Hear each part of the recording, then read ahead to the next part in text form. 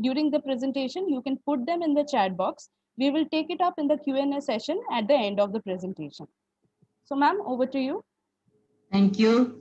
Thank you, Phytosense Zeal Medi Solutions, for giving me this opportunity. I'm very happy to join you all on a Sunday evening. And thank you all for joining on a Sunday evening.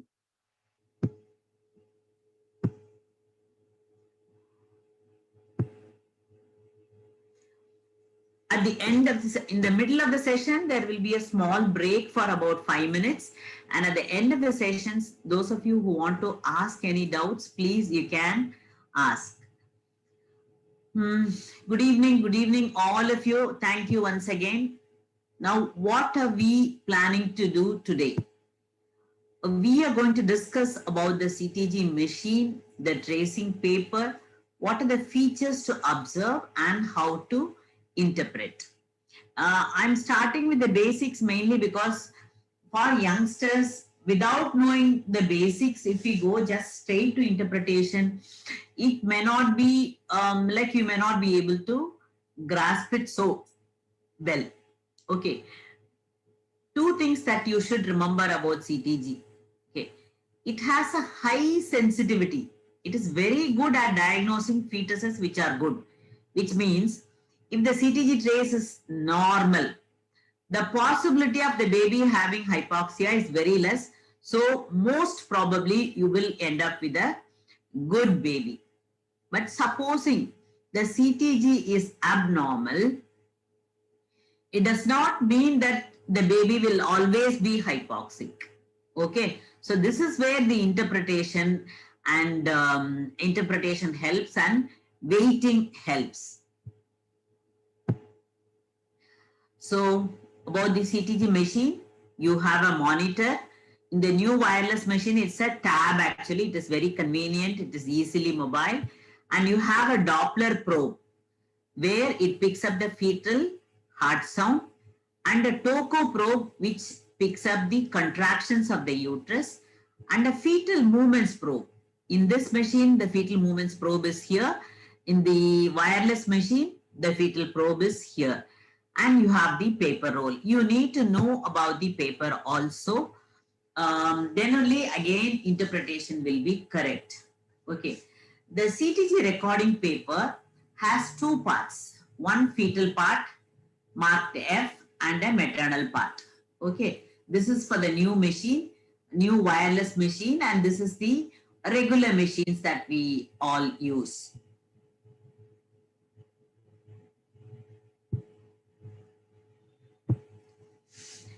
See, let us go to the fetal part. In the fetal part, the heart rate is represented in the vertical axis, the time in the horizontal axis. Again, with different papers, it will be slightly different, the marks. The vertical axis in this machine, it will be in 30s. If you can enlarge and see, you see 30, 60, 90, 120, 150 like that. Whereas in this machine, it is in 20s. It is in 20s. So again, you have to be sure of what you are looking at. And the horizontal axis, it is represented, the time is represented here. Again, this machine, both the machines actually, you can set them in different speeds. Depending upon the speed at which you set the machine, it will be different. Generally, in India, we set at 1 centimeter per minute.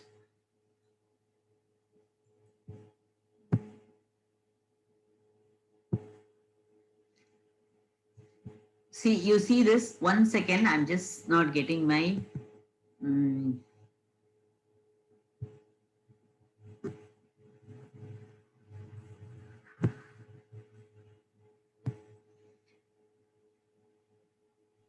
Okay, you see this part of the graph is set at 1 centimeter per minute. Okay, when it is set at 1 centimeter per minute, this larger division will be actually 3 minutes. Okay, This same for the same patient, this was set at 3 centimeter per minute. In that case, the larger division will be 1 minute. Okay, here the smaller division. In the larger division, you have 3 bright. 1 second, I'll go back again. I'll show you this. Okay, so this is set at 1 centimeter per minute. So this larger division will show a trace of 3 minutes. It can be set at 2 centimeter per minute also. Okay, and it can be set at 3 centimeter per minute. Okay, generally in India we set at 1 centimeter per minute. When it is 1 centimeter per minute, this very small divisions you see, that will be 30 seconds. When it is set at 2 centimeter per minute, the smaller division will be 20 seconds. When it is set at 3 centimeter per minute, each small division will be 10 seconds. This is 10, 20, 30, 40, 50, 60. So that is 1 minute. So before interpretation, you should always look at the speed at which it is set. Okay, it will usually be printed in the machine. When you set it, when it prints, it will be written at what speed it is set. This again you can see in this CTG graph, you can see it is written 1, 2, 3. It says 1 minute, 2 minutes, 3 minutes like that. So each division is 1 minute and that is divided into 2. So that smaller division will be 30 seconds. So this is very important. And the fetal movements are marked by these arrows. When there is a spontaneous movement, this machine records it by itself. You can see a small black shadow here, black arrow here. That is a spontaneous movement, and this is a movement which is pressed by the patient.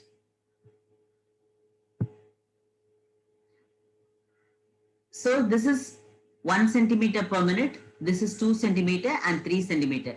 If you are used to interpreting the paper with 1 centimeter per minute, the 3 centimeter per minute will look as if it has less variability. So you should be aware how it looks with 1 centimeter, 2 centimeter and 3 centimeter. It is better to have a standard which is generally 1 centimeter per minute, and that is good enough for good interpretation. When you take the maternal part of it, the lower part of it, the contractions are traced in this. The contractions are recorded in Montevideo units. See, in the regular CTG paper with an external fetal monitoring, the frequency of the contractions can be assessed well. But the duration and the strength of the contractions cannot be assessed very well. And the strength only will be represented by Montevideo units. So the horizontal axis again, you have to note, if you are setting it at 3 centimeter per minute, the entire division will be 1 minute. If you are setting at 1 centimeter per minute, this will be 1 minute. So you should be aware of that. And if in the olden papers, you can see there is one what is called as KPA. KPA means kilopascals. That actually is measured. It's a accurate measurement of the intrauterine pressure, which is done by intrauterine monitoring. It is not done by the external fetal monitors that we use. So that is only for research purposes that they use, and generally we don't do it in a routine clinical practice. So you can see in this 10 minutes you have 2 contractions. Okay. First and foremost, when you are doing a CTG, teach some basics to the woman, especially when she is in labor. Okay. The machine may show what is wrong, but unless somebody calls you and tells you, you may not be sitting with the patient continuously. So the woman is the one who is with the baby and the machine. She has to know the basic alarm signals. Okay, so you should tell her that we are going to monitor the fetal heart rate by this machine. Okay, we may do an intermittent monitoring or a continuous monitoring. if you are going to do continuous monitoring for high risk patients, you have to inform the woman that we are going to put this continuously. If you want to have a break, if you want to go to the bathroom, or if you want to have a break, you should let us. So the patient has to be counseled. Then she has to be told if the heart rate is in this green part of the um, graph paper, it is within normal limits. If it goes above or below, or if it is erratic, please call us. We will be monitoring, but if there is especially a prolonged deceleration, if it is not noted within 5 to 10 minutes, the baby can be really hypoxic and there can be a problem. So she has to be taught the basics and then proceed. Then how do you position the patient? Ask her to empty the bladder. A supine position has to be avoided in pregnant women, all of us know.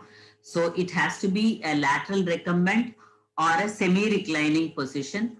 Half sitting positions are recommended.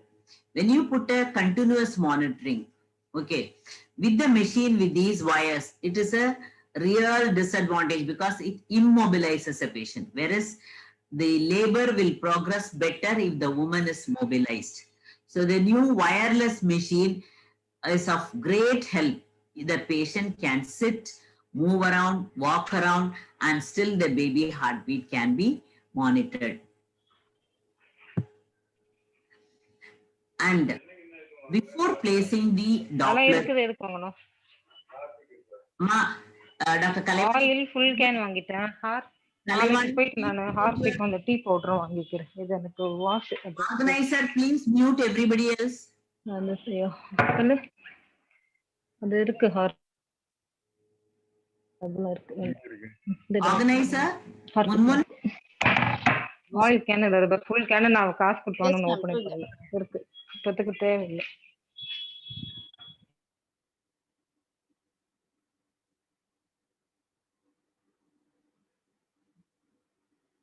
Ma'am, please unmute. Yeah, unmute. Okay. So before placing the probe, locate where the heartbeat is. Is it on the right lateral side, left lateral side, or in the midline? So you locate the heartbeat. Where it is best heard, you place a Doppler probe. Then you feel the maternal pulse and make sure you are not recording the maternal pulse. Okay. One second. Aprama கூப்பிடுங்க நான் I am class. Sorry, I will put it on mute itself. Okay, so this is very, very important. It is always better if you write the maternal pulse rate also in the recording so that we are sure we are not recording the maternal pulse rate. Write the name, date, time, and the gestational age of the patient. Again, in the new machine, unless you give all this information, the machine doesn't take up. So it is a good thing. All that is given in the recording paper. The Toco probe has to be placed on the fundus of the uterus. The Toco probe has to be tied with the correct tension. When you put the tape, if you put too much pressure, again, the Toco may show that it is like a hypersystole. If you put it loose, it may not show any recording. It may be difficult in an over-distended uterus in an obese woman, but as much as possible, give the correct amount of tension when you put the tape. And remember, the Toco probe always has to be placed in the fundus of the uterus. Fetal movements probe has to be given in her hands and ask her to press whenever she feels a movement. And the tracings are generally taken for 20 minutes. Why it is 20 minutes? Generally in 20 minutes, there will be at least one movement and there will be one acceleration at least. And 20 minutes is a reasonable time for the woman to lie down and have a trace. So these terminologies, what do they mean? CTG is cardiotocograph. This you understand. Electronic fetal monitoring. NST. These are all the same tracings. In different situations, we may call it differently.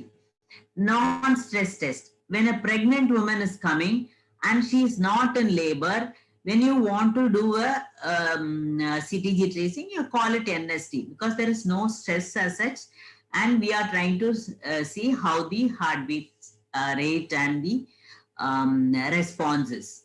CST is contraction stress test. Like you put a syntosine, see how the response is.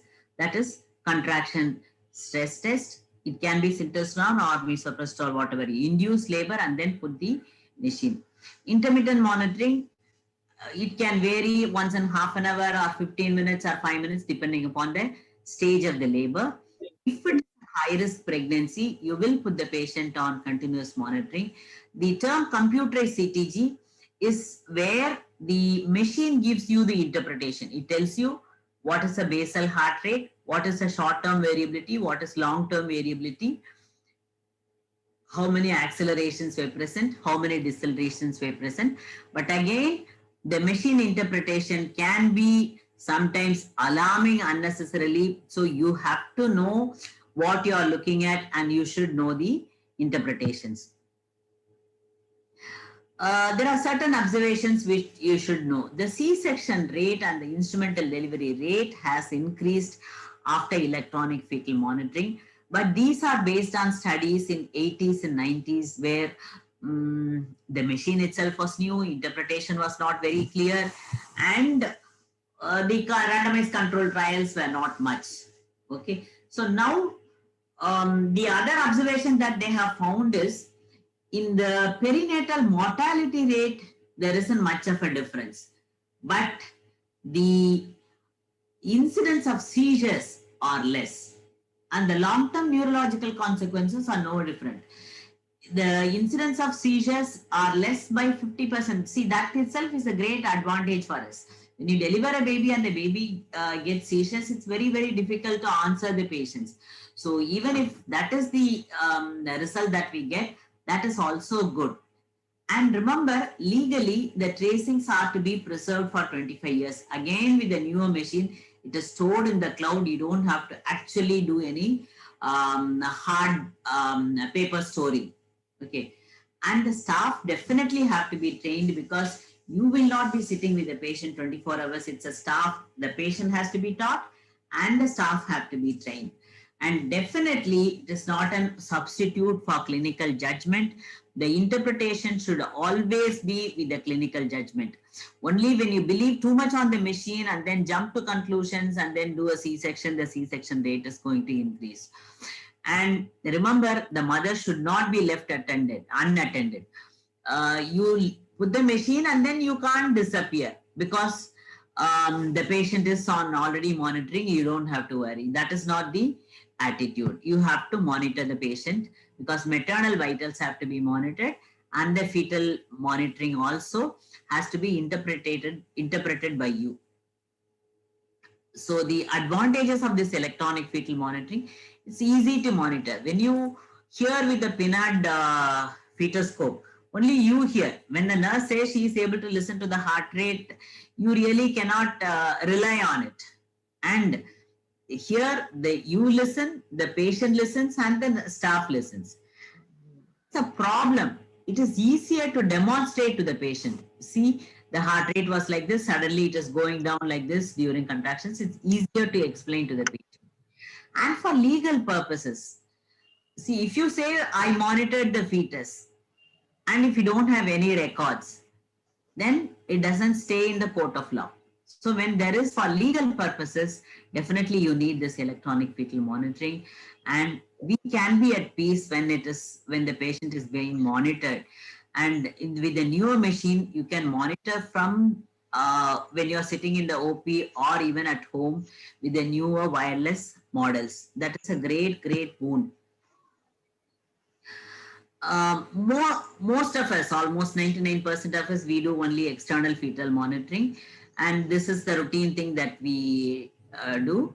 The disadvantages with the external fetal monitoring is it's prone for signal loss when the uterus is over distended or when the patient is very, very obese. Even if you place the fetal Doppler, sometimes it may not be able to pick up the signal or the flow may slip. Okay. And as I said, sometimes it may be the maternal heart rate which is picked up. Whereas in an internal monitoring, this doesn't happen. And this double counting and half counting can occur during the second stage. I'll tell you what it is in the later stage. And an external fetal monitor may not record the cardiac arrhythmias of the baby accurately.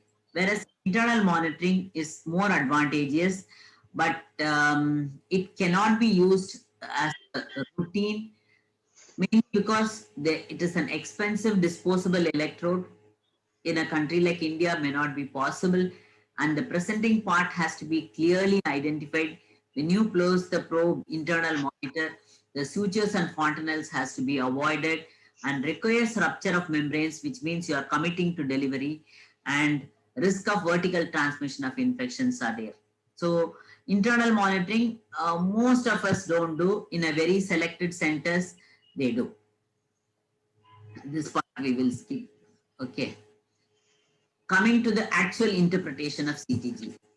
5 features you have to note down. Okay.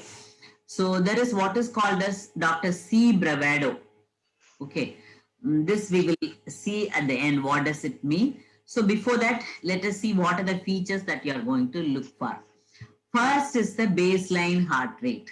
What is the baseline heart rate? You see, this is a with a wireless new machine, it gives you everything. So that says fetal heart rate is somewhere around 135. Okay. Then the variability. Variability is the smaller oscillations. Again, in detail, we'll see in the later slides. And are there any accelerations or decelerations? So these 4 things about the fetal heart rate. And when regarding the maternal part of it, how many contractions, how much is the duration and the strength of the contractions. Remember, in CTG machine, the frequency measurement is accurate. The strength and the duration is not so accurate. And again, in the newer machine, there is this barcode where the patient can download the barcode app, and then they can listen to the actual recording at home. That is again, patients are thrilled with that. So let's go to the first feature, that is the baseline rate of the fetal heart rate. This is the mean level of the most horizontal part of the tracing. At least for 2 minutes, it has to be observed. And which should be less oscillatory. Supposing this is an oscillation, right? This is less oscillatory. So the most horizontal part, at least for 2 minutes, you have to see the basal heart rate. It should be determined over a period of 10 minutes graph. When you do intermittent monitoring, you will listen to for 1 minute at least. When you do a monitoring or a tracing, continuous monitoring, you have to at least over a period of 10 minutes, you have to assess. It's expressed as beats per minute, and the baseline may vary every 10 minutes. Okay. So first half of the paper may have 135. The next half may have 145 or even on the lesser side. So the normal rate is between 110 to 160. Whenever there is, see, take this graph, the lower one. Where will you put this baseline heart rate as? Do you have this as basal rate and this as deceleration, or this as basal heart rate and this as acceleration? So this is a very difficult. This sort of graph happens when there is a state of active wakefulness for the baby. So in these cases, you either look at the previous recording. It is the same patient. If you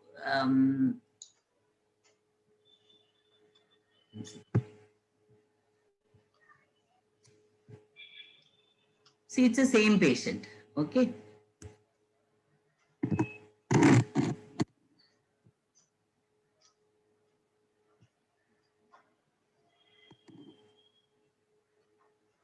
This is at 10:04 and this is at 5:33. So you see the previous tracings, it is normal. So this sort of tracings, whenever there is, when you're not happy, you're not able to assess, always look at the previous recording if it is present, or repeat the CTG after some time. And in term fetuses and post-term fetuses, the heart rate may be around 110, or even in post-dated, it can be a little lower than that. But if there is a good variability, you don't have to worry. In a preterm fetus, both these patients, this patient is around 39 weeks. Okay. This patient is around 34 weeks. So there is actually tachycardia, but even the basal heart rate will be on a little on the higher side for the preterm fetuses. That we should keep in mind when we interpret. Tachycardia, when the baseline value goes above 160 beats per minute, lasting for more than 10 minutes, you call it tachycardia. If it is for a short duration, you call it acceleration, right? So if it lasts for more than 10 minutes, you call it as tachycardia. The frequent cause for fetal tachycardia is maternal tachycardia, which is again due to an infection. Either if the mother has fever due to a cough, cold, or diarrhea, or if she has an intrauterine infection like chorioamnionitis, it can produce tachycardia. Tachycardia is less significant than bradycardia. If the heart rate is around 165 or 170, I may not worry much. But if the heart rate is around 100, I will worry much. Okay. And the FIGO doesn't consider this tachycardia as pathological. It makes it only as suspicious tracing when there is a fetal tachycardia. Apart from maternal tachycardia with the corresponding fetal tachycardia, what are the other things that can produce fetal tachycardia? If you give an epidural, there can be a slight rise in maternal temperature resulting in fetal tachycardia. And initial stages of hypoxia, there can be an evolving hypoxia, you can have tachycardia. And all the drugs given to prevent preterm labor.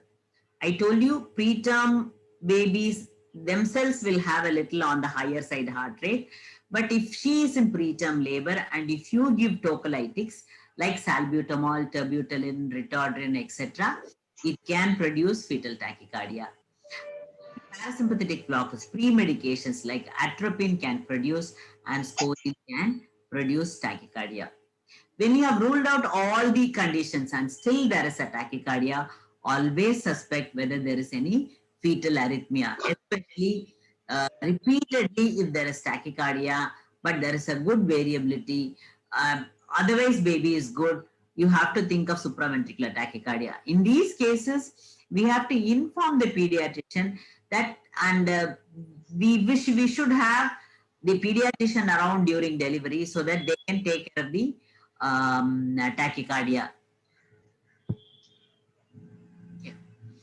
So this is tachycardia. It is lasting for more than 10 minutes. This is 1 minute. This is 10 minutes. 10 up to 12 minutes, this fetal, not even 12, up to 14 minutes, this tachycardia is going on. Okay, see this green strip shows the normal range. Above that, you can just, by looking at it, you can see that it is in the higher range. Coming to bradycardia, a baseline heart rate below 110 lasting for more than 10 minutes. Again, if it is less than 10 minutes, you call it deceleration. If it lasts for more than 10 minutes, you call it bradycardia. So value between 100 and 110 can occur in postdated pregnancies. And whenever there is a bradycardia, always feel the maternal pulse and make sure it is not the maternal pulse you are recording. See, I had one patient who had confirmed intrauterine fetal demise with an ultrasound. Someone had referred. The patient had come. The sisters, till I come see the patient, they put them on CTG. So when they put the CTG, they were recording. And they were happy that it is being recorded, and it was somewhere around 90. But it was a intrauterine fetal demise. What was recorded was a maternal pulse. Again, it is very difficult to convince a patient in such situations. Okay, so you have to show them the ultrasound, see that it is not fetal heart that is being picked up. And medicines that you give for hypertension, like labetalol, atenolol, can produce bradycardia, fetal arrhythmias. Like you have ruled out all the problems, and still the heart rate is in the lower limit. It is repeatedly like that. Then you have to think of fetal arrhythmias. Bradycardia is more significant than tachycardia. Less than 100 is pathological. Whenever we say pathological, it does not mean we have to jump and do a C-section. Whenever there is a pathological tracing, you reassess the patient, see whether there is any correctable cause, like a supine hypotension or a tachysystole due to a fast syntocinon drip. So look for all the features which can be correctable. If it is possible to correct it, correct it. And if it is recurrent, and if you think that the fetus is hypoxic, then only you have to go for a C-section. See this tracing. So from here to here, for almost 12 minutes, there was bradycardia. Then it has picked up and then it is normal. There is good variability and there are accelerations also. So this baby is not a hypoxic baby, and this is 39 weeks, 4 days. So that may be the reason for the bradycardia. This is one condition, acute bradycardia, where you have to do a emergency delivery. Okay. So acute bradycardia, heartbeat had been normal, suddenly it dips down and remains the same. Whenever it dips down like this and remains at the same level, make sure it is not intrauterine fetal demise, and that you are not tracing the maternal pulse. Okay, when can this happen? This acute bradycardia, it can happen in a cord prolapse. So whenever there is a polyhydramnias, when you do an ARM, suddenly the heartbeat drops, or there is a spontaneous rupture, the heartbeat drops, think of cord prolapse. And a PIH patient or any other patient, abruption can occur for anybody. Fetal heartbeat, it had been good. Suddenly the patient complains of severe pain, sweats a lot. Then there is the uterus is tense and you don't find the heartbeat, or when it is very low, think of abruption. And if you are giving a VBAC trial and suddenly heartbeat drops down, sometimes there can be silent ruptures without much of pain. So think of rupture uterus, and then in these situations, you have to do the delivery within 10-15 minutes. Those three situations, you will not wait for second opinion. You have to straight away go for a C-section. Okay. So first we have seen about the basal heart rate, increase, decrease, the normal variance, all that we have seen. Now we'll come to variability. Variability is a very, very important feature. Even if the the heart rate is around 165, the variability is good. Or if there is a heart rate is around 110 and there is a good variability, you can be at peace that the fetus is good, not hypoxic. What is this variability? It is the minor fluctuations in the baseline heart rate.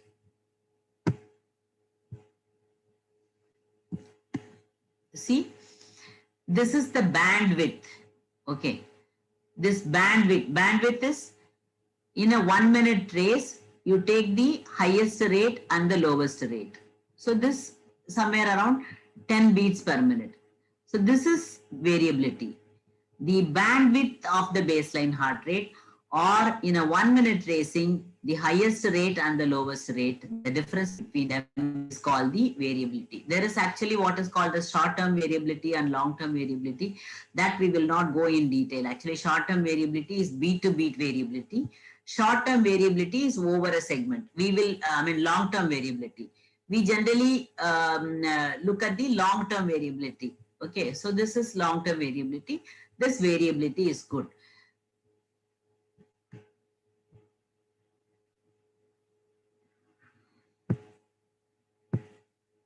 One second.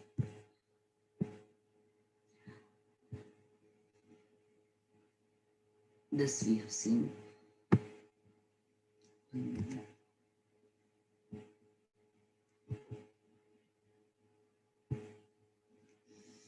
The variability, you look at this, this is absent variability. It looks like almost a straight line with the slight fluctuations which are very vague.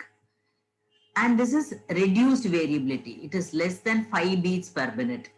This is normal variability. Between 6 to 25 will be the normal variability. If it is more than 25, you call it as increased variability. If it is really up and down, we call it actually saltatory pattern, more than 25.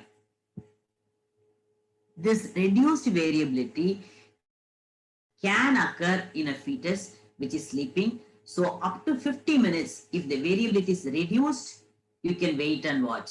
But you have to repeat the CTG. In spite of that, if it reduces, you have to see what is wrong.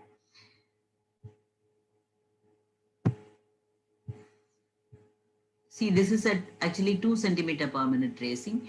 You see this, the variability, the entire graph seems to be a straight line, but you still can see some variability. Okay, it is reduced variability. So she was asked to repeat the CTG. The subsequent CTG was good. Even here you can see that there is a variability here up to 10 beats. So this is not an abnormal CTG. This is actually a suspicious CTG which needs to be repeated. So if it lasts than more than 50 minutes, it is pathological. You reassess the patient. So this, you see, this is normal variability. This is a fetus 39 weeks. So the heart rate is in the lower limit of normal, but this is a good variability. Good variability is around say 10 to 15 beats. You can enlarge and see. This is an increased variability. Okay, this is normal variability. This is increased variability. Increased variability, we really do not know what is the pathophysiology.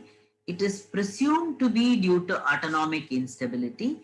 If it lasts more than 30 minutes, it is pathological. Again and again, whenever we use the term pathological, it does not mean that we have to jump into conclusion and do a C-section. Only that acute bradycardia, you have to do an immediate C-section. All the other conditions, when we say pathological, reassess the patient. If there is a removable cause, remove it. And then if it continues, and then you can take a decision for C-section. Saltatory pattern, where it is really the difference between the bandwidth is so high, okay, more than 50 beats per minute. So this is a graphical representation. This is an actual tracing of a patient. Okay, so you see this, there are two tracings. This is what is called as double tracing. There is one in the upper side and there is one in the lower side. Actually, the machine can trace connectedly only if the difference between one beat to the other is less than 20. So in this case, between this beat and this beat, it is more than 20 difference. So there will be a gap in the tracing. See this tracing? There is no tracing here. Instead, it is there. It's a saltatory pattern. Like it is going up and down like this. Okay. So the variability is almost more than 50 to 60 per minute. Okay. This patient delivered normally. This was during second stage of labor, especially during Valsalva maneuver when she was straining. You see these contractions. These contractions are so frequent. Almost every minute there is a contraction and the contractions are strong. The upper limit you cannot see. See, this again is a saltatory pattern. See here, here and then coming down here. Okay, this is not a artificial tracing. This is a normal tracing where it is missing here, you can see on the upper stage. It is up and down like this. Ma'am, do you want to take a break now? Yes, now we'll take a break. Shall I put stop share? Yes, ma'am. So I can start sharing. Thank you, ma'am, for all the insights that you shared so far. So while ma'am takes a break, I'll take the opportunity to introduce to you all the wireless NST CTG device that ma'am was talking about, and she has shown you quite a few slides of the particular graph of that machine. So I'll show you how that device looks like and what are its features. I'll just share my screen.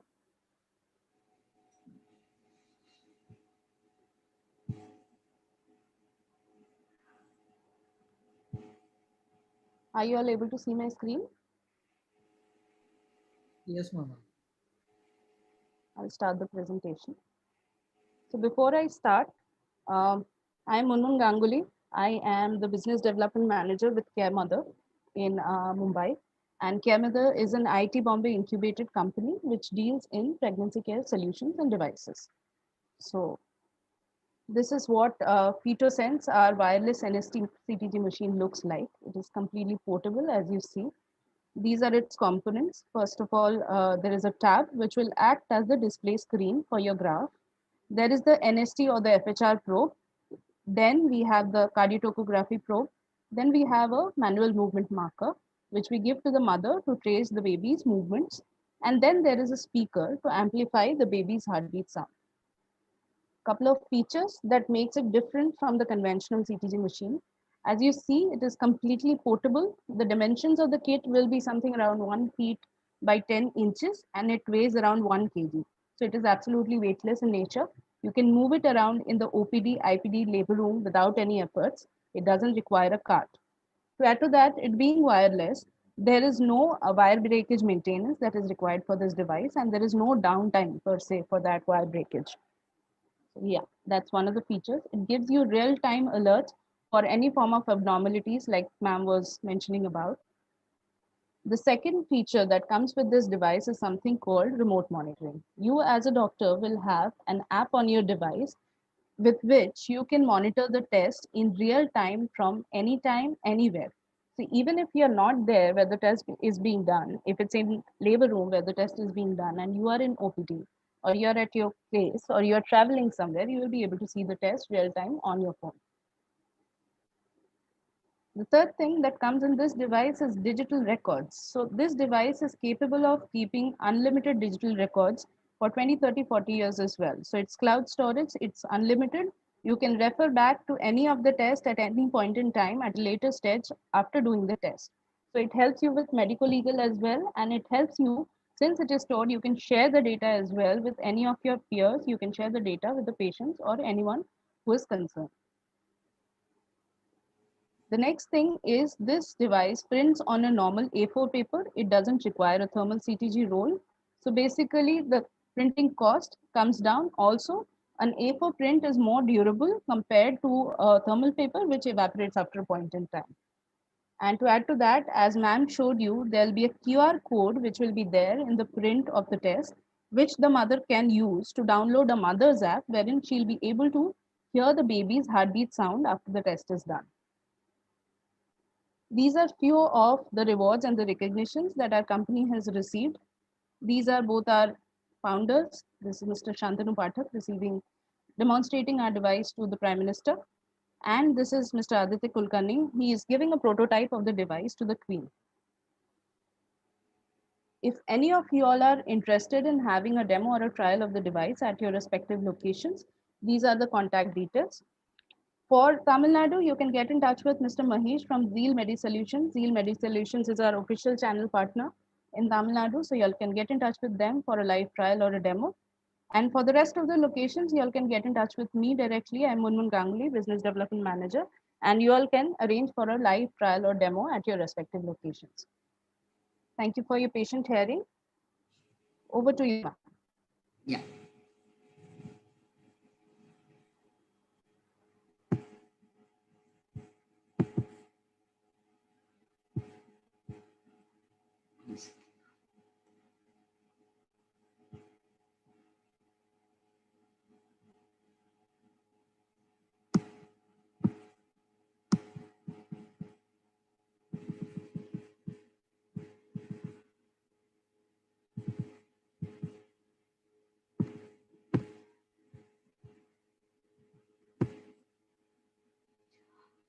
So the first two features we saw, basal heart rate and the variability.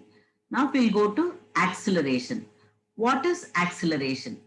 a transient increase in the fetal heart rate of 15 beats per minute above the baseline and lasting for 15 seconds. You take this part. Okay. This heart rate is going from basal heart rate is 150. From 150, it is going up to 165 and it is lasting for about 4 minutes. Okay. So this is an acceleration. This will be the basal heart rate and this is an acceleration.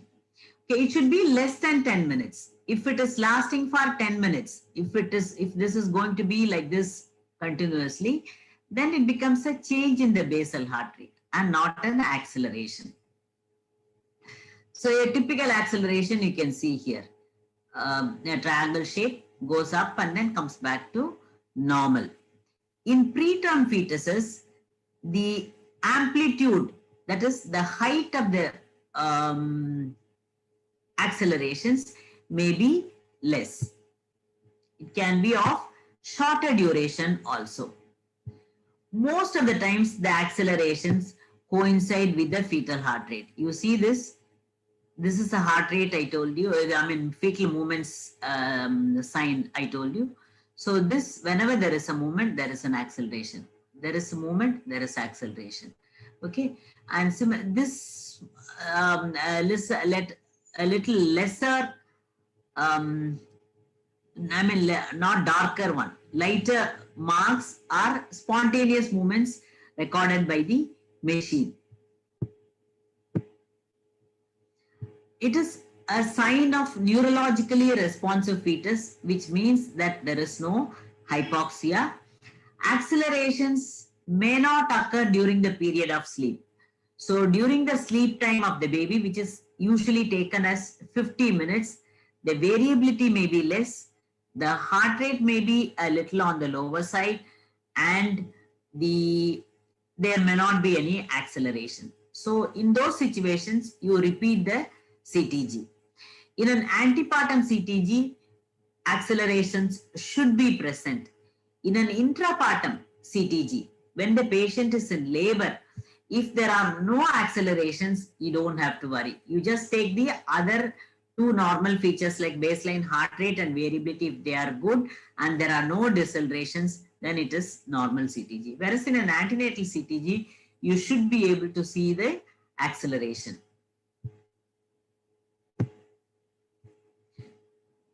Even if the baby has a variability between say 5 to 10, but has a good acceleration, you can be happy that the baby is normal and healthy.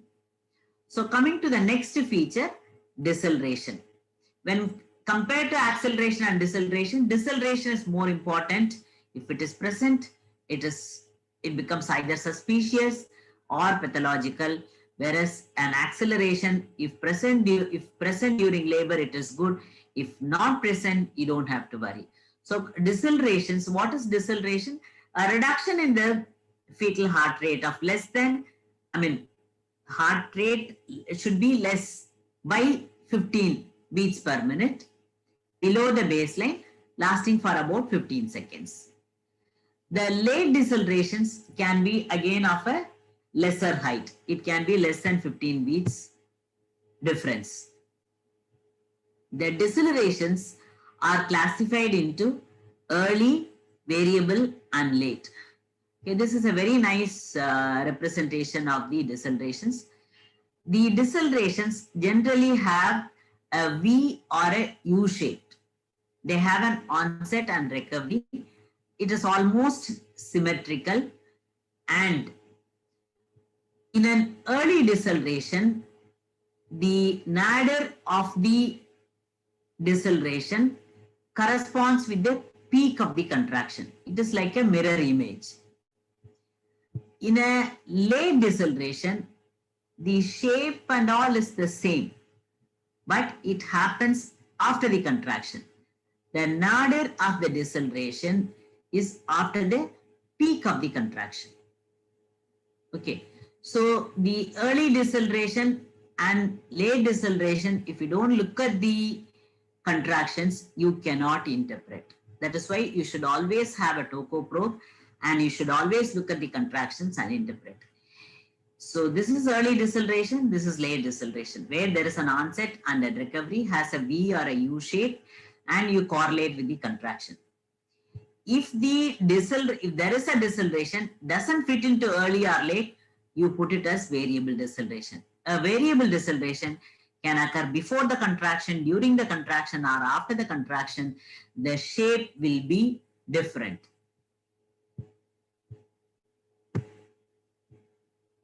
Let us take the early deceleration. It is an uniform mirror image of the contractions. You see this? You can see that the nadir of the deceleration corresponds with the peak of the contraction, and this is usually due to head compression. It is benign and you really don't have to worry. You can relax, it is nothing to worry. See in this again, see looking at this, you feel really worried, no? It looks very abnormal. But if you see, the nadir of the deceleration corresponds to the peak of the contraction. This is an early deceleration. So you should always correlate with the contractions to interpret the deceleration. Late deceleration, as I said, again, they are uniform, repetitive. They have a slow onset. That is, after the contraction, it starts, and then the nadir of the deceleration is after the peak of the contraction. So if you draw a line, this is a deceleration, this is a nadir. If you draw a line, you see that it is after the peak of the contraction. So in this patient, she had late deceleration. She was on syntocinon. So syntocinon was stopped and then it returned back to normal. She delivered normally also. So this late deceleration is generally caused by uterine hypoxia. The commonest cause for uterine hypoxia is tachysystole. Like when you give a little increased dosage of syntocinon, the uterus may contract continuously and then it can produce hypoxia. So coming to variable deceleration, as I said, if the deceleration doesn't fit into early or late, then you put it as variable deceleration. Majority of the decelerations that you observe during labor are variable deceleration. The time correlation with the contraction is variable, and should we worry about variable deceleration? Why does it occur? The variable deceleration is usually due to a cord compression. When the umbilical cord is compressed, the arterial pressure of the baby increases. When the arterial pressure increases, the baroreceptors are stimulated and that produces deceleration or decrease in the fetal heart rate. See, the cord is a mobile organ. It can go this way or that way, so it can be variable. Sometimes some contractions it may be compressed, some contractions it may not be compressed. So it's going to be more common with oligohydramnios. Okay. They are generally not associated with a bad result. The fetal hypoxia is not so very common, but there are certain concerning features with the variable deceleration which you have to look for. If they are present, they are pathological, then you have to reanalyze. So what are the things that you should look for in a variable contraction, variable deceleration? A variable deceleration, first and foremost, you will diagnose variable deceleration only if they are variable in relation to the contractions. So beginning and end. Then see if there is what is called as shouldering. What is shouldering? Just before the dip, if there is an increase in the heart rate, a slight increase, that is called as shouldering. This is shouldering. This area is called shouldering. If shouldering is present, it is good. You don't have to worry. It is a non-concerning feature. Then the duration of the deceleration. How long is the duration? Okay. If the duration is more than 5 minutes, it is pathological. See this trace. This is an older graph. This is set at 3 centimeter per minute. Then in that case, 1, 2, 3, 4, 5 minutes. It is lasting more than 5 minutes. See this graph. Okay. Here there was a deceleration. It was almost for 3 minutes. Again, it went to the normal range. Again, it dipped. This again is for 3 minutes. Okay. So if you forget this, then it will become almost continuous 5 minutes deceleration. Okay. So if it is more than 5 minutes, it is again a concerning feature. This is generally due to cord compression or hypotension. You give epidural, suddenly there is a fall in BP, or if the woman had been in supine position for more than 5-10 minutes, if she has a hypotension, there can be. So it can also happen with uterine tachysystole. Tachysystole is when you give an induction of labor or acceleration of labor. Then if there are contractions which are too frequent, in this case patient, you see the contractions are very frequent. Okay. In those cases, this prolonged deceleration can occur. It can also occur when you do a pelvic examination, when you try to stretch the cervix and then do a little longer pelvic examination, or if you try to place a scalp electrode, or if the patient strains in the second stage, this sort of deceleration can occur. So a prolonged deceleration is pathological, but again, you reassess the patient. If there is a removable cause, remove it. And if it is in the second stage, and if it is possible to help out the patient with an instrumental delivery, do that. The third point, first we said, is there any shouldering? The second, whether, one second. Second is the duration of the deceleration, shouldering and then duration. Here you see there is no shouldering, and then does it return to normal? See this, if you take this as a baseline heart rate, this dips down, this is not symmetrical. So the recovery is taking a longer time. This is like a tick mark. It's not V or U shaped. Okay. So the recovery time is more. The recovery to normal rate is somewhere here. Once it reaches a normal rate, again it dips down. Okay. So this sort of longer time to recover is again a concerning feature. This particular patient actually was a second gravida. First baby was a normal delivery with us only. The second baby, she was only 30 weeks pregnant at that, 30 weeks, 5 days. And she went to another hospital with history of loss of fetal movements. The tracings was like this. Actually, I had before, the entire half an hour tracing was like this. They had repeated twice, it was still the same. And we repeated, it was still the same. So almost 4 half an hour tracing, she had the same. So then I didn't know that time. I had consulted another friend who had done a fetal medicine. She said, this looks like a terminal CTG. Okay, because the entire tracing was like this and with no contractions. This was an antenatal patient, 30 weeks, 5 days, who had only reduced fetal movements. She had a little IUGR features and we had to deliver by LSCS. Baby was hypoxic and had to be in NICU for almost 2 months. So beginning of the deceleration, I told you, shouldering, then duration, then recovery. How long does it take? You see this? This is a symmetrical. It comes and then goes back. Okay. And does the deceleration last for a longer time of the trace? You do a half an hour tracing. Almost all the half an hour, all through the contractions, if it is present, then it is significant. If the decelerations last for more than 30 minutes, they are going to be significant.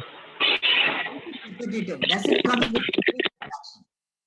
When we say repetitive, does it come with every contraction or after every contraction? When we say the duration of the duration of a particular deceleration, this is duration of a single deceleration. The time, the trace, the entire trace, if it is abnormal. See this again, it is repetitive. For the entire trace, it is deceleration. It is occurring with more than 50% of the contractions. It is again significant. the shape of the deceleration. You take this patient, it is W shaped. See, if the deceleration came, touched a baseline, again it went down.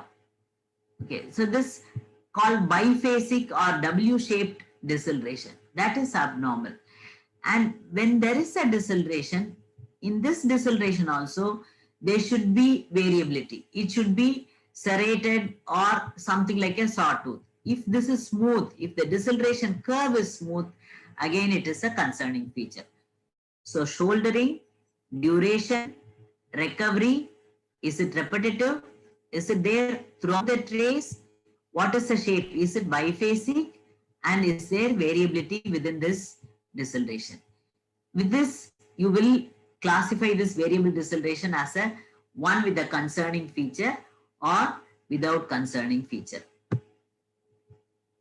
This pattern, sinusoidal pattern, this doesn't fit into our regular interpretation. It doesn't have a baseline heart rate. It doesn't have variability. It doesn't have acceleration. It doesn't have deceleration. There is a regular smooth oscillation. See, 50 up to 15 beats per minute. For a minute, there can be 3 to 5 oscillations. This sort of regular oscillations is called as sinusoidal pattern. A regular smooth, it is not sawtooth. You see, this is smooth. A regular smooth oscillations resembling a sine wave up to 5 to 15 beats per minute, up to 3 cycles per minute. Okay, this is sinusoidal pattern and there are no accelerations. See this? This is a regular smooth oscillation throughout the graph. These are contractions. Okay. This happens, this sinusoidal pattern happens in fetal anemia. The commonest cause that we can come across fetal anemia is RH isoimmunization.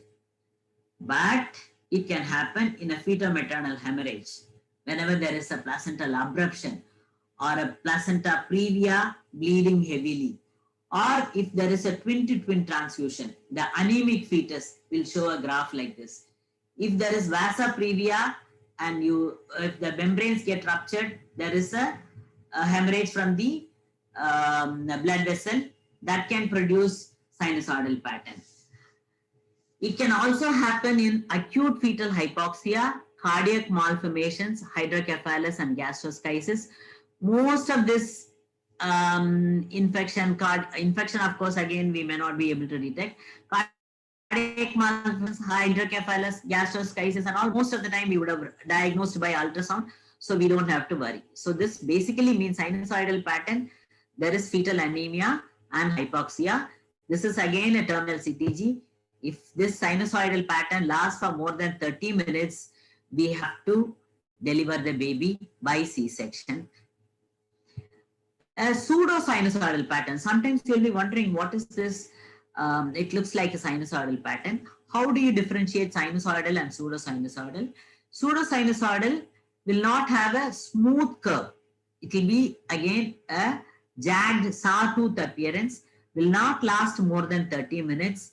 It will be characterized by normal tracings before and after. That is why whenever there is something suspicious, you always repeat the CTG.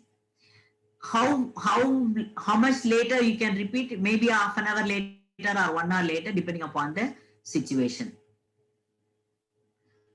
This pseudo-sinusoidal pattern can occur after an analgesic administration. Okay, so when the mother also tends to sleep and the baby also maybe sleep, it can also occur when the baby sucks and with other oral movements of the baby.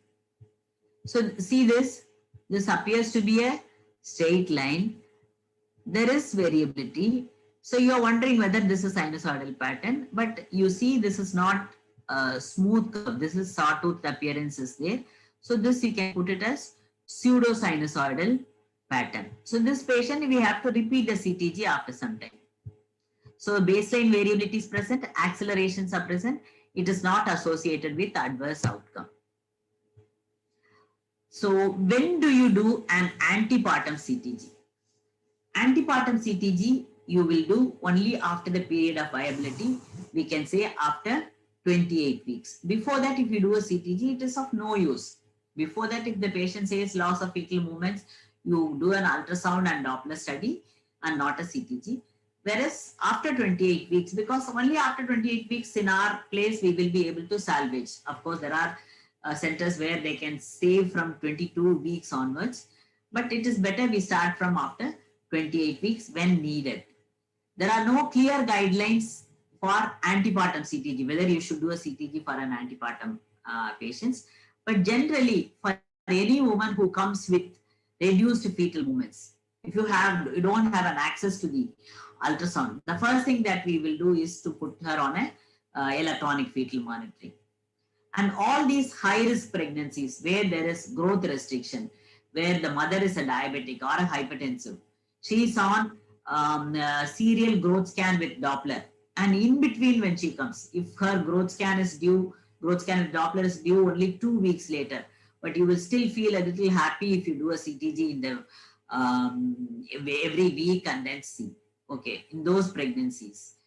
And in post-dated pregnancies, as a policy for us, post-dated pregnancies, we ask them to come every alternate day after 40 weeks plus, and then we do a CTG at every visit. If the CTG is normal, at least for the next 24 hours, there may not be any big problem. Okay. And sometimes when the patient keeps on coming for repeated false pain, okay, with repeated pain, and you don't find any contractions, and you're not able to appreciate any contractions, you need a document to say that there are no contractions and the baby is good. In those situations, again, every time she comes, you may have to put her on a CTG and then see if there are contractions and how the response of the heartbeat is. Okay. So antepartum CTG, this is what we have already. You will report it as either reactive or non-reactive. Okay, antepartum, you just use these two terms. Accelerations should be present in antepartum CTG. Any other abnormal feature, if they are present, like a deceleration or a bradycardia or a tachycardia, in a person who has no contractions, that is antepartum CTG, you look carefully again because it is unprovoked event. So whenever there is an unprovoked event, evaluate properly. And then with an antepartum CTG, what are the things that you will decide? Mainly whether she has to be admitted, observed, or whether she can go home and come back later. To take that decision, this antepartum CTG will help us.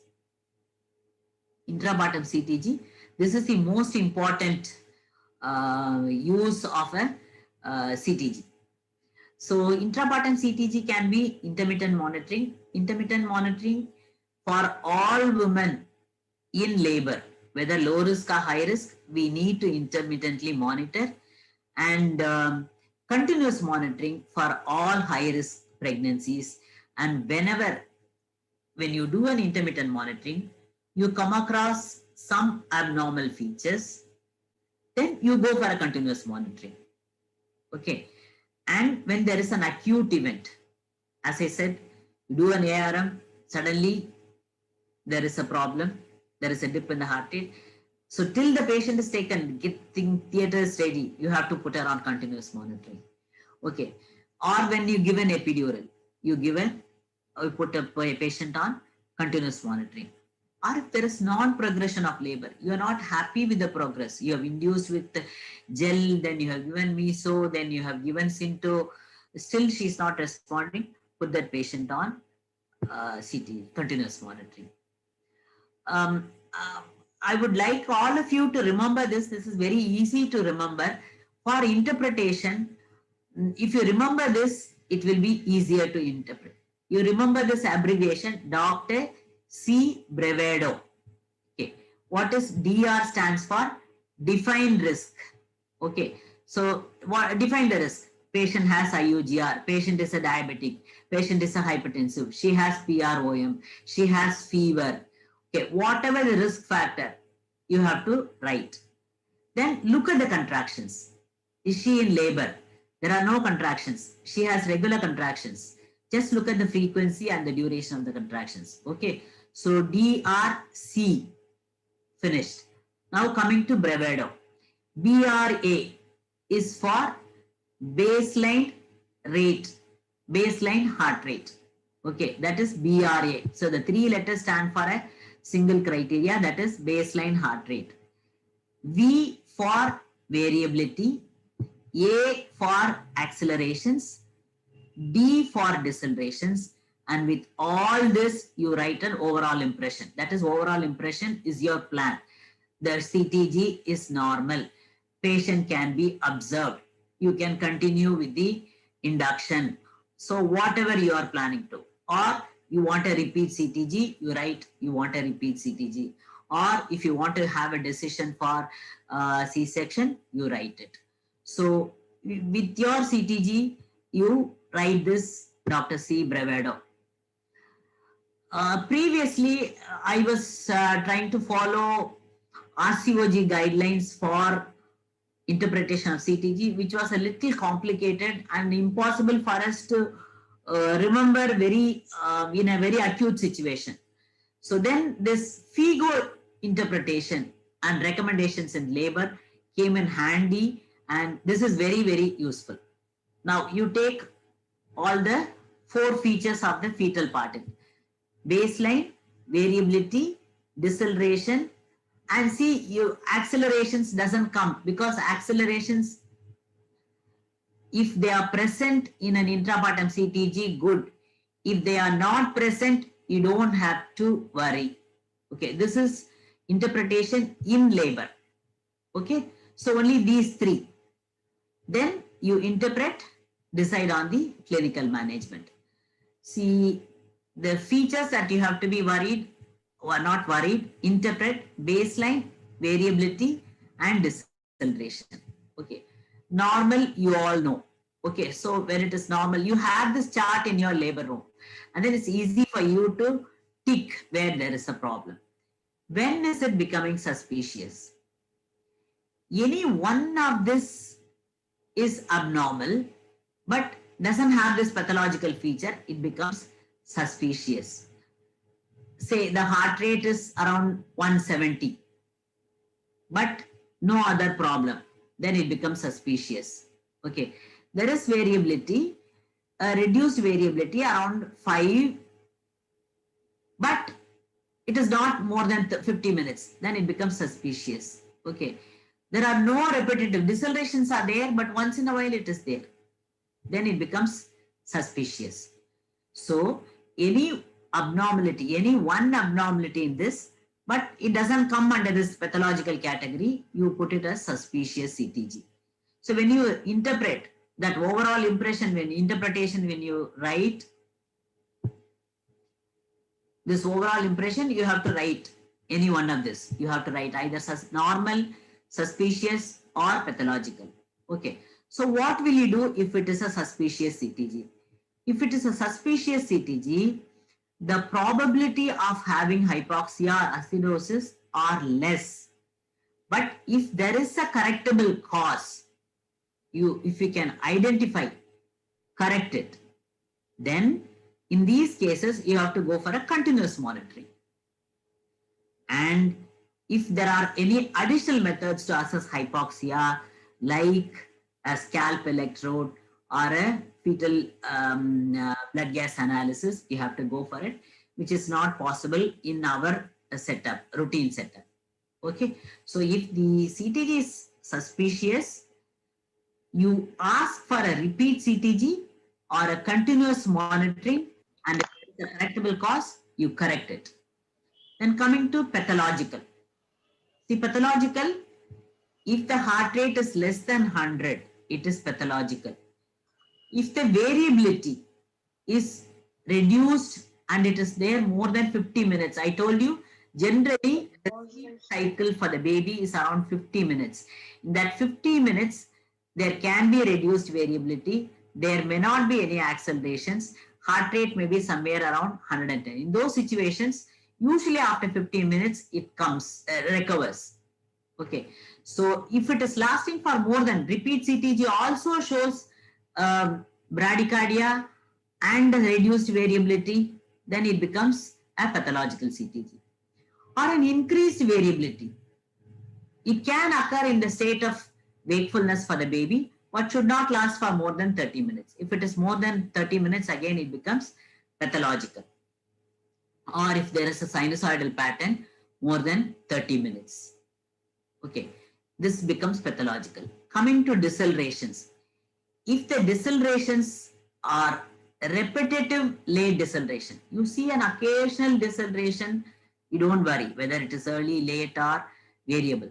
But there is a repetitive late deceleration or a prolonged deceleration for 5 minutes in a 30 minutes trace, then it is worrisome. The deceleration is associated with a less variability. I told you in a deceleration, even in the deceleration part of it, you have to look for the variability. Even that has to be, that has to have a sawtooth appearance. In case that is smooth, you reduce the observation time to less than 20 minutes. Okay. Or if there is one prolonged deceleration for more than 5 minutes, it becomes pathological. There is high probability that the baby has hypoxia. And in these cases, immediate action to correct reversible causes. Okay, again, in these cases, he doesn't say you jump to C-section. You reassess the patient. Okay, if there is a correctable cause, what could be the correctable cause? It could be hypotension, or it could be a change in the posture you may need. So any of those things, or if the patient has been on syntocinon, remove the syntocinon drip. Okay, so if there is a reversible cause, you revert it. If it is not possible, if there is no correctable cause, then if it continues, if the problem continues, you try to make arrangements for a early delivery. You be prepared for a C-section. And in acute situations, like the three things that you told you, cord prolapse, uterine rupture, and placental abruption, immediate delivery. In these three situations, cord prolapse, uterine rupture, placental abruption, there will be an acute bradycardia. So you have to immediately plan for delivery. In all the other conditions, pathological conditions also, you reassess the patient, correct if there is a correctable cause, and there is no correctable cause, observe for a little longer time, and if it is repetitive and with the clinical situation, if it warrants C-section, then go for a C-section. What are the terms that you use? Again, in RCOG, they use reassuring as normal, non-reassuring suspicious, pathological as abnormal.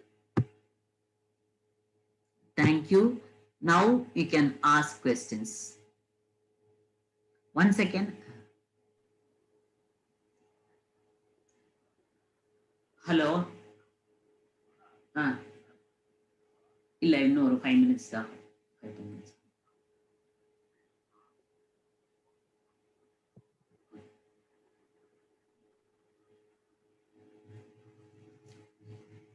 Ma'am, there is one question in the chat box, ma'am. Yeah. If you can see that. About acute fetal bradycardia. Yes, nuchal cord, if it is short and if there is contraction, if it is down, it can cause bradycardia. And it can cause bradycardia and deceleration as well.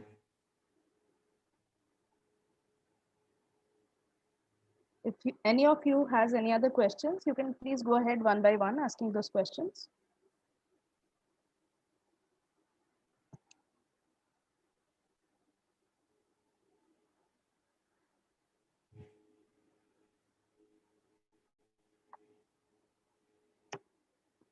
Okay, then we'll wind up, Munmun. There seems to be no questions. Okay, ma'am. Before all of you go back, please switch on your cameras for a group photograph. Gajanan, can you please click that photograph?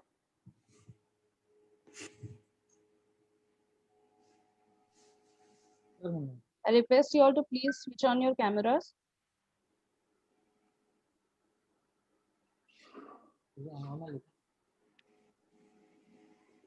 Hi, Nalini.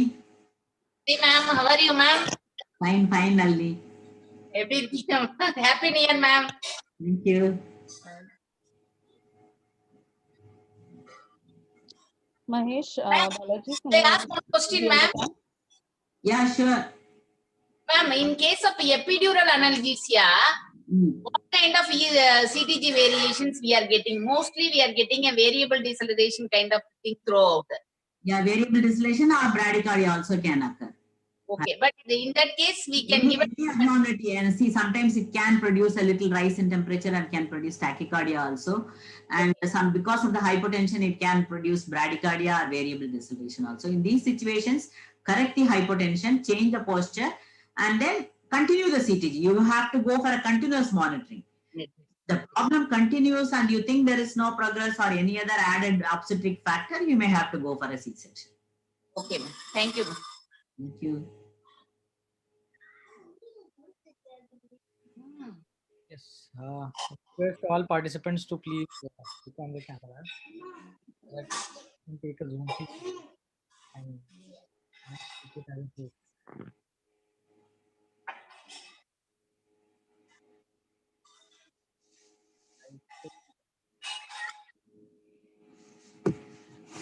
I think people may not, you just have to take the Yeah, again, number of people attended because already some 15 people have left. yes, yes, We'll yes. find out. Okay, ma'am. I have taken few pictures also. Yeah. Thank you so much, ma'am. It was really insightful. Very nice presentation, ma'am. Thank you. Thank you, ma'am. It was a very insightful presentation for all of us. We also got to learn a lot. Thank you. Thank you. Thank you. Thank you, everyone, for attending. Hope to see you all around for the next webinars. We'll be posting regularly about the next webinars that we'll be doing. So please keep an eye for that. Thank you. Thank you for Thank attending. you. Thank you. Thanks a Thank lot, you. Doctor. Thank you very much. Care Mother and Zeal Medi Solutions. Thank you. Thank you, ma'am. Thank you, ma'am. Yeah, say thank you. Amma want to give this. Thank you. Suthi, mommy. Yeah.